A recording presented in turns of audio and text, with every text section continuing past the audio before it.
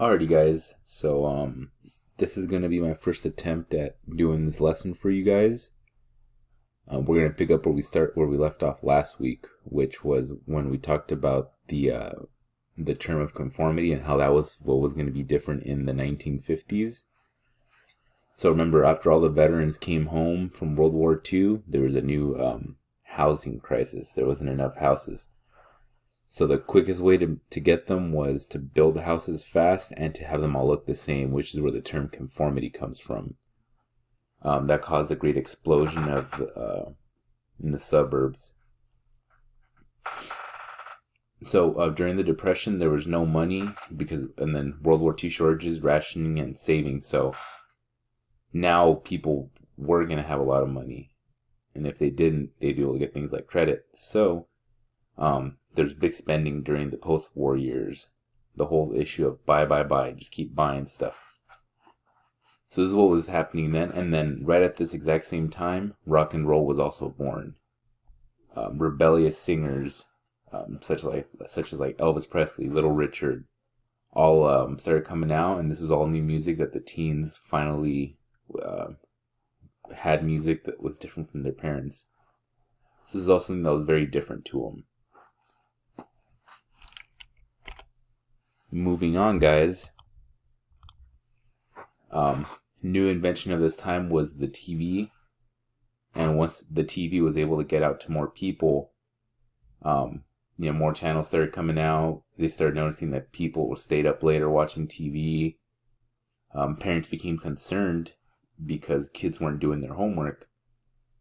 New things such as like moving the couch or moving your chairs closer to the TV became common because that way people could sit in front of the TV and eat. And then, guys, now with TV coming out, there became a big giant business and making commercials. And once all this started popping out, there had to be a government agency that regulated the television so people couldn't just say what they wanted or spread lies or put stuff that was inappropriate over the airwaves. So that's when the Federal Communications Commission, the FCC, came out. And that happens to be the exact same FCC that is still around today.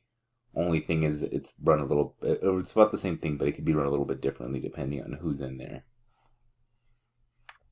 Then, guys, as the TV's coming out, that was just the beginning of what then became is being known as consumerism, becoming unbound. And that's because 60% of the Americans in this time were middle class, living in a suburban lifestyle. Once these all have neighbors and they all live close to each other, they start making friends. They start going out to the store and buying things like barbecues and swimming pools. And because so many people are buying a lot of these things now, companies start saying, well, we can start planning for obsolescence, which means that manufacturers will purposely design a product so that it'll be good for like maybe a year or so. And then once they know they're going to release a new product, it's designed to break right away. That's why if you guys notice when you guys have a new iPhone, a year into it, the iPhone will start slowing down, the battery will get a little worse. This is something that all started away in the 50s. So hence America became known as a throwaway society.